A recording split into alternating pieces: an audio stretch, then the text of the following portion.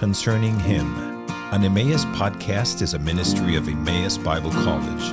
Concerning Him seeks to enrich Christians around the globe by educating and equipping them through various media. For more information about Emmaus, please visit emmaus.edu. Welcome back to another episode of the Concerning Him podcast. Today we are joined by Dr. Richard Bargas. Welcome, Dr. Bargas. Thank you. Glad to be here. We're very glad to have you here. You were on campus today. You preached chapel, spent some time with our president and VPs, I believe, at lunch, and just spending some time on campus. Dr. Bargas is the executive director, is that correct? Yes. Of the IFCA. Executive director of the IFCA. Thank you very much for joining us. Could we just start out by you telling us what that means? What does it mean to be the executive director of the IFCA? Yeah, maybe I should start with what is the IFCA. That would be great, yeah. So our official name is IFCA International. But when we were founded in 1930, we were Independent Fundamental Churches of America. And that in the 80s was changed to IFCA International. And we were founded because of the whole modernist fundamentalist controversy that was going on during the 1920s and 30s and on. And churches that were leaving denominations because of liberalism found that they needed to get together. They needed to minister somehow together. And so they started reestablishing churches and schools and things like that, missions agencies, really wanting to recover true biblical fundamentalism built upon the authority of Scripture. And yet they knew that having to work together, they didn't want to be in a denomination. They didn't feel like that was biblical. They saw the really bad outcome of that. And so what they did was they said, we're going to gather together. And they did in Cicero, Illinois, near Chicago. And they had their first meeting in 1930 at Cicero Bible Church. And these pastors, a few laymen, missions, and different groups came together, and they said, we want to function together in a fellowship where we can work together to accomplish the Great Commission, but we don't want to be tied together in a denomination. So the center really is a doctrinal statement, and in that doctrinal statement, it lays out the fundamentals of the faith, and then some secondary issues that are really important, things like dispensationalism and others, and those are really key to who we are. So even to this day, every single member, individuals, or organizations like churches or even Emmaus, they have to sign a doctrinal statement that says we still are in agreement and we have not changed our doctrine, because that's really the hub. And then everything else around that is we all function together so that we can accomplish the same task that Christ gave us when he left us here on earth. And so whether that's being a local church or assembly where the pastor is a member or the church itself is a member, or whether it's a missions agency or missionaries out on the field or church planters or educational institutes, all of them are accomplishing the same mission. Yeah. So my task really is kind of to wrangle all of that in its different aspects internationally all over the world, and to just oversee how those things are happening, whether that's in church planting or education or some other field, printing, things like that. I'm not in charge of all of them. I'm just overseeing different members and different things that we do within that association to help it all function well. Okay. Yeah. A lot of actually everybody that we have in the podcast for the first time, we have them kind of give a bit of an autobiography. I feel like that's especially important for you. A lot of our listeners are affiliated with the school or alumni of Emmaus. So if we bring on a professor, it could be helpful for them to hear their background, but a lot of them at least know who that person is. But I would assume a lot of our listeners are not necessarily familiar with you. And so, could you take some time and just tell us your story about how the Lord led you all the way to today, being the executive director of the IFCA International? Yeah. Well, I'm originally from Southern California. Okay. I have several generations of family in Southern California. My wife is the same, and so we met there, my wife and I, in Southern California. We both grew up in the Christian church in IFCA churches, actually. Okay. And that's how we met as well. And in that process, the Lord really brought us to salvation within the first year of our marriage. I grew up in church, heard the gospel clearly, but through a lot of different circumstances, the Lord revealed that I didn't really know him. My rebellious heart really became evident in the early years of our marriage. And so the Lord graciously and wonderfully saved me and my wife in our first year of marriage. And immediately we began to pour ourselves into serving him in all kinds of ways, whatever way we could.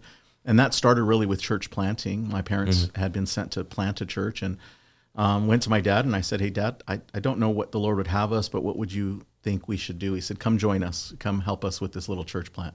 So we started doing that immediately, and the Lord just continued to snowball that. I felt eventually that I needed to go to school, needed to go to college. And so because of my background with IFCA churches, I knew that the Bible Institute of Los Angeles, what it used to be called, but it's now called Bible University, had its early founding in IFCA men. Okay. And so I thought, wow, great, a good, solid, fundamental Bible church foundation. That's probably the school. It's in Southern California. It's perfect. It's not far. So I went. It's not exactly where it was when it was founded in 1908, but many of the founders were IFCA men, including men like Louis Talbot, who the seminary there is named after, and J. Vernon McGee is so well known on the radio. He was their local pastor, and those men had a massive impact on my early faith. And so I went there, and although it has changed, it's more broadly evangelical, still learned a lot there. And then from there, I became a youth pastor. And then the Lord gave me some years serving and learning and growing and realizing I needed more education. So I went to the Master's Seminary, again in Southern California. I was blessed because I had schools all around me that I could choose from, and was able to go there for my Master of Divinity, Doctor of Ministry, and even able to teach there for 12 years. Oh, wow. And while I was there serving as a pastor of a little local church for 17 years. And so I got, if you could say anything about the best of all worlds, I was there serving the Lord, being trained by godly men, just a wonderful thing. I joined the IFCA personally as an individual in it was while I was a youth pastor, and I was active as much as I could be while I was there. But towards the end, probably about 10 years in, I started being really mentored partly by the former executive director, the guy that I took his place. Okay. Yeah. So he'd come down. He's from Grand Rapids at the time. And he'd come out to LA, just like I'm traveling all over. He did that, and spent some time with me and started convincing me I need to be more involved, get to the annual convention if I could, and be more in national leadership. Eventually helped me get on the board of directors. And I didn't know it at the time, but he was really trying to help me to get to a place where I'd be more familiar to the broader membership of IFCA, not just Southern California guys, but all over.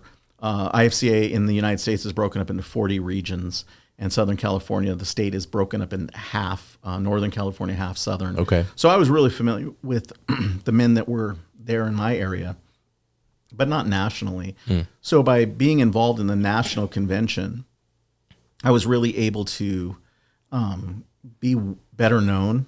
And then when the time came and the Lord providentially moved through the whole process, which was kind of a lengthy process to become the executive director, the membership of IFCA embraced it and voted for me and brought me in. So I've been in the position for 4 years now. Okay. And just curious, are there some other schools, and now Emmaus is connected with the IFCA, but are there other schools that maybe people might know or recognize or have heard of around the country, or maybe certain larger churches that people might say, "Oh, I know that name," or "I know that church or that school," and I didn't realize that they were connected with the IFCA. Yeah. Are there some schools like that or places like that around the country? Yeah, Shepherd's Theological Seminary in Cary, North Carolina, pastored by Stephen Davey. Stephen is a member individually. The school itself is a member school. Calvary University and Seminary in Kansas City, Missouri is a member school. Their president, Alex Granados, is a member individually as well. I just met him a couple weeks ago, He's actually. A nice guy. Very nice guy, yeah. Nice guy. So those are a couple of our schools. We have smaller schools in places like Florida, Colorado. Okay. And then we have some that we're always working on Okay. to convince them to join IFCA. So, yeah. Okay, you haven't convinced the masters yet? No, I haven't really tried. I don't know that Masters needs us as much. Probably but not. Yeah, lots and lots of great friends down there. We love them; they love us. Okay. But yeah, I don't know if they'll join. And there's good reasons to maybe stay a little separate. But we have good friends at Bob Jones University. They won't probably be joining us either. But they're good friends. Okay. And we respect that because sometimes schools have a larger constituency than maybe would fit within IFCA, and so that's reasonable. That makes sense. Yeah. Another one is Ethnos 360. Oh, yeah. They're a members organization, and their school is also a members school. Okay. Yeah. Well, today I wanted to talk to you a little bit about the importance for Christians, for the church in general, that we have higher Bible education. Obviously, you were very impacted by higher Bible education, both at Biola and the Masters.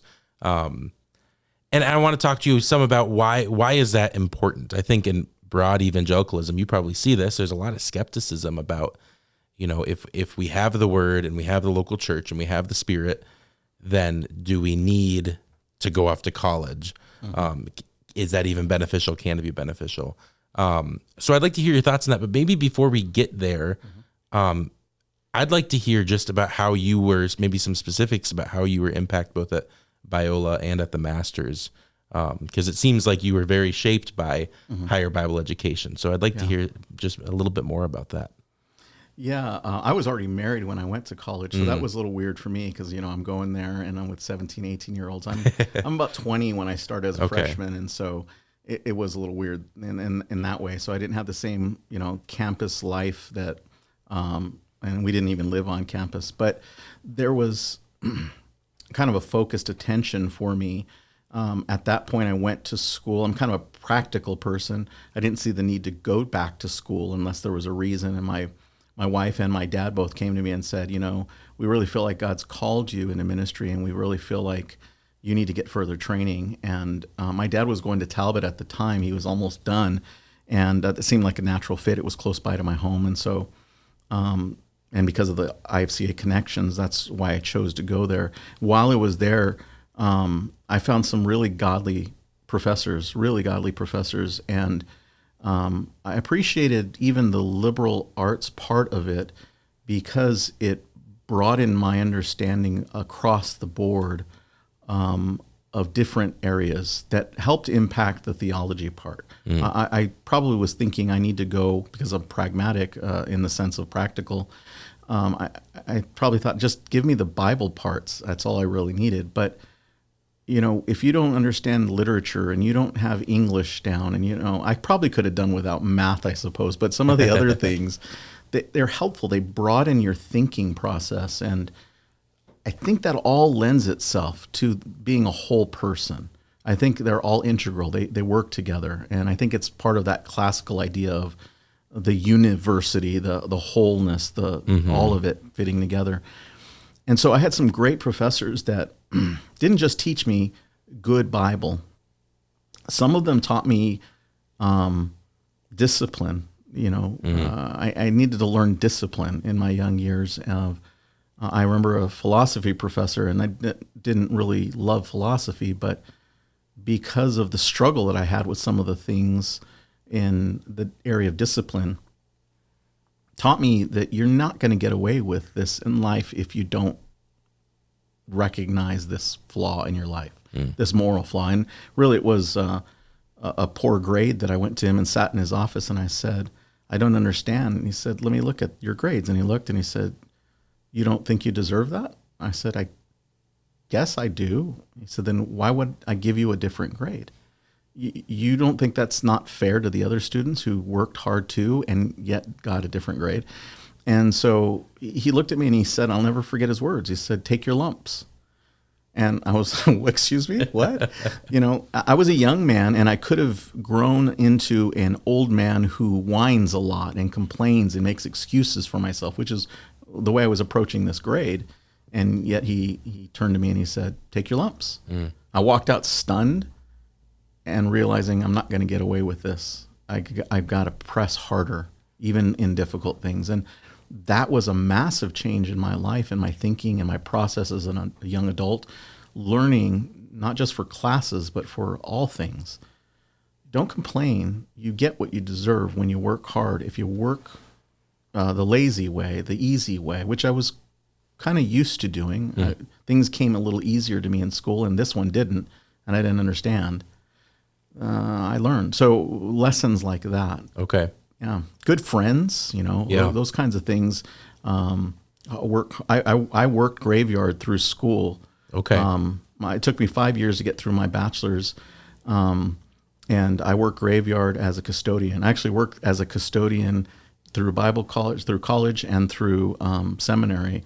I worked custodial both. And so when I was a small church pastor and I was cleaning toilets, I was like, Lord, you were training me in every single way, teaching me how to do all things and to do it without grumbling and complaining and to do it with joy in my heart. Oh, wow. So there's lots of lessons that I learned that probably are not in the, the course book, but we're there. Yeah. When you were teaching, after you graduated with your doctorate, is that when you began teaching? I actually began while I was in the process. Okay. Yeah. What were you teaching? Mostly preaching. Okay. Yeah. Very nice.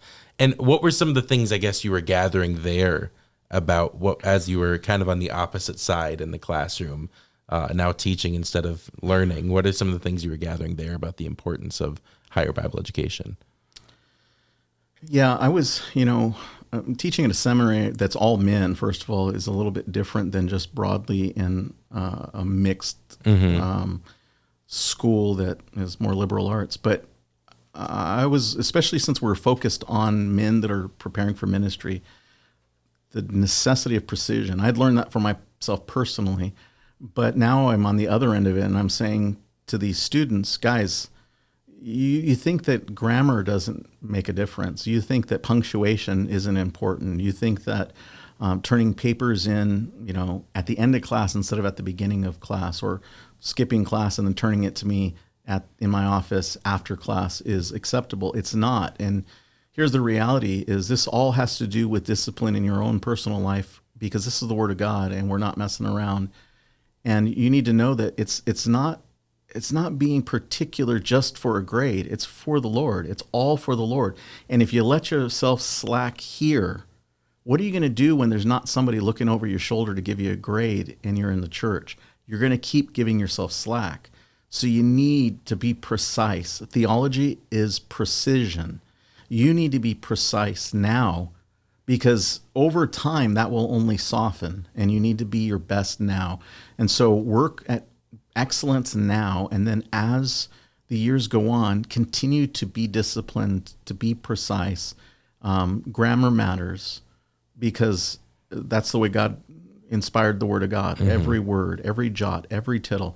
And so we need to work as hard as we can to be precise in the way we express ourselves, the way we write, the way that we do this. Because if you're going to be sloppy now for a professor, then you're going to be even more sloppy for your congregations. And so some of those lessons that I had learned back in college that were really further impressed upon me in seminary, I was able to begin to help these young men see it. I was pastoring at the same time. So I pastored for 17 years and overlapping that taught at the seminary for 12 years. I could see both sides. So again, this practicality of my personality really worked well, because here I am teaching students from a practical point. I'm a pastor, not just your professor. I'm a pastor.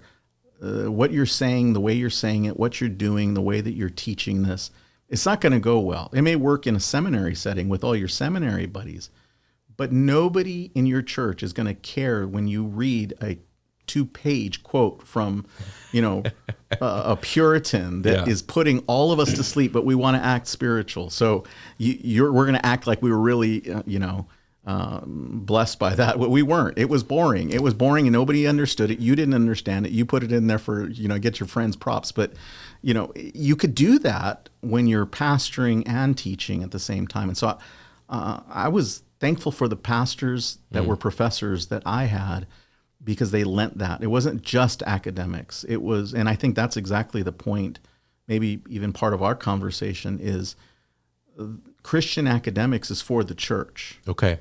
Right? It's not for itself.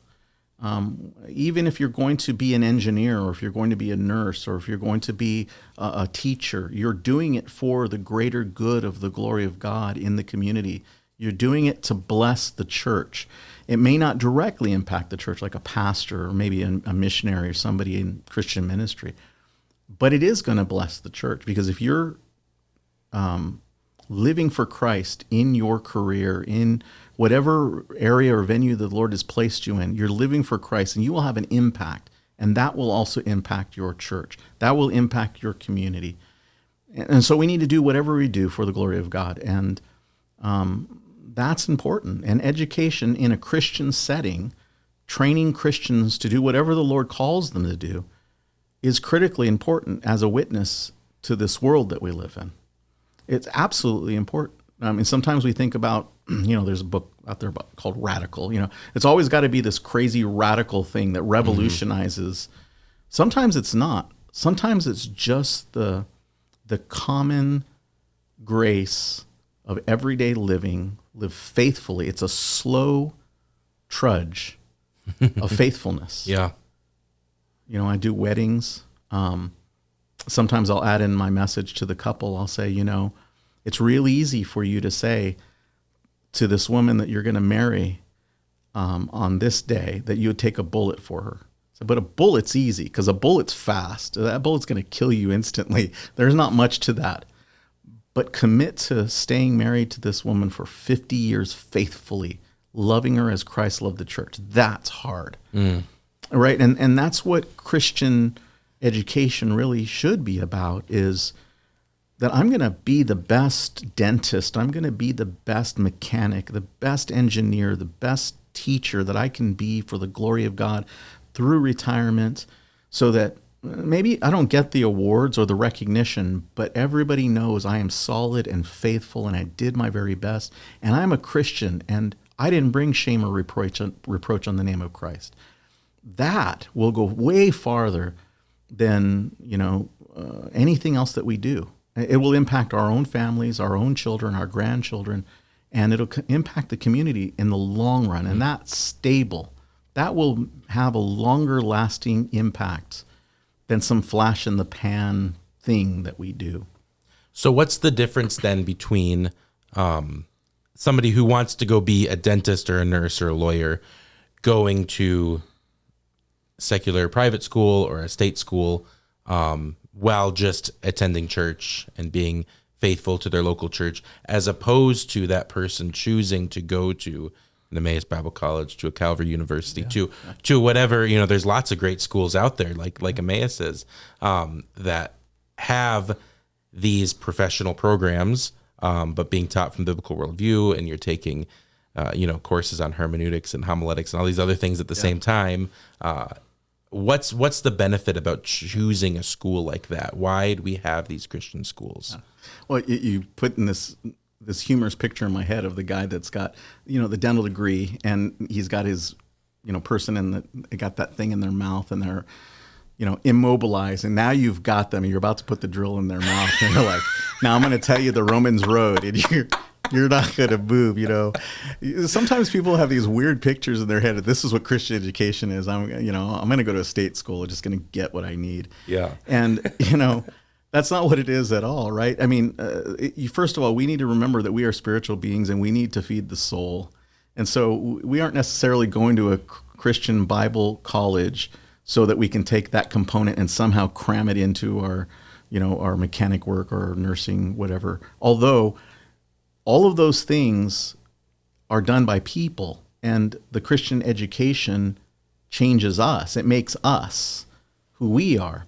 And so as the Lord works in us through all these things that we're learning, all the Bible that hopefully isn't just knowledge, but life-changing, impacting word that is enriching our soul, that makes us a better dentist, makes us a better mechanic, makes us a better teacher. But along with that is the church is not just something we're part of on Sunday, is that we become not only the Christian dentist, but we are an elder in our church. We're not just the Christian teacher, but we're an incredibly well gifted Sunday school teacher in our church, or a Awana leader, or whatever it might be, that we are a contributor to the church at large. And that Christian education is not only good for our soul, but it's good for the soul of the church as we contribute as part of the body of Christ in the local church.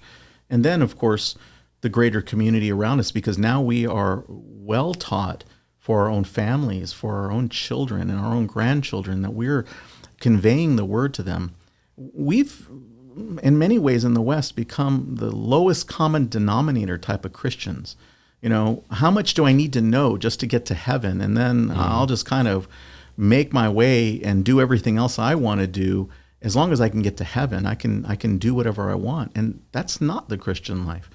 So the Christian college, whether it's here or some other school, that feeds our soul, will bless multitudes of times and ways over the rest of our lives. And as we invest in that, we will begin to bless others as well. I think that's critical. We don't want necessarily a dentist that has Bible verses on his walls. That's okay, but a Christian dentist who has compassion and has love and doesn't cheat his patients, and who treats his employees with great kindness, and is a great testimony to the community in the way that he loves them as Christ loves us. That is valuable. And so that comes out of a good, solid Christian education, is that we are changed people because the word changes us. And then we, out of that overflow, minister to others. And if you just go to a state school, you'll become an engineer. You'll become an architect. But you will be void in everything other than maybe what you get out of your average church. And sometimes our churches aren't adequate to equip us to the level of a Bible college or anything else. We need more advanced training. We don't want to be lowest common denominator. We don't want to be basic. We want advanced training as much as we can get. And if you have the ability to go to a Bible college, then you should take it. You should take it. I've never said, well, I wish I hadn't gone to Bible college. Yeah. I've never said that. Curious now, and this might be, maybe for some people, this question is more of an obvious answer. But I'm thinking now of somebody who might feel the calling towards one day pastoring or being an elder, maybe being a missionary, working full time in some sort of ministry. Maybe it's a camp, here in the States. One of those things that we would consider more of a ministry, missions type career, vocation. Maybe for some that's more obvious of course those people should go to Bible school or go to seminary or whatever. But I think there's also lots of people out there that say, well, do they really need it?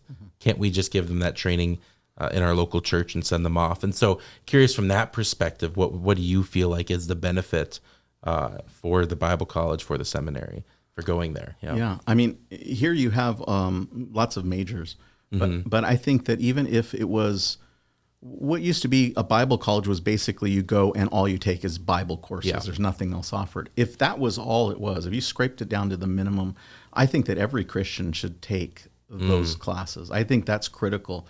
Again, we have become, in the West, our churches have become least common denominator churches. Yep. And so we don't get the in-depth teaching. So if you and I think it's Ligonier Ministries has done these theology polls to find out what do Christians believe, and it's atrocious. Yeah. It's shocking to see what people believe.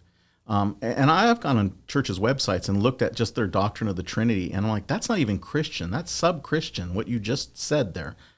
So either you are not a Christian church, or you are so bad at your theology that you don't even recognize what you have in your doctrinal statement is heresy. And that just tells us that every Christian should seek out as much Bible training as they can possibly get. And I think that Bible colleges, Bible institutes are a gift to the church in America. There are places all over the world that would die to have something like this where they are. They would just be so blessed if they could have the resources we have in America, and we don't take advantage of them the way that we should. Fascinating. Well, I just want to say thank you very much for coming on today. Thank you for being here on campus. My pleasure. I'm not sure if you have a return trip scheduled, but I hope that we have you back on campus another time sometime soon. I'd love to. And if you are, we'll have you back on the podcast. That'd be great. I really appreciate your insights and your thoughts. It was very helpful. Thank you, Dr. Bargas. Right. Thank you. Thank you. Thank you for listening to Concerning Him, an Emmaus podcast.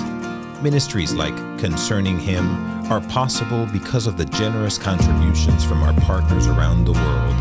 For more information about partnering with us, please visit emmaus.edu/partner.